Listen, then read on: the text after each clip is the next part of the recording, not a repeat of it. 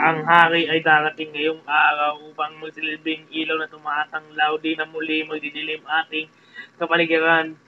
Mga tanong sa ating puso mabibigyang kasagutan, tanging dahilan ay siya at wala nang iba.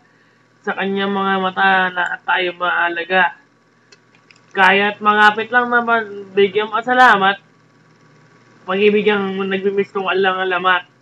Basko sa Pinas noon hanggang ngayon, laging inaalala karawan ng Panginoon.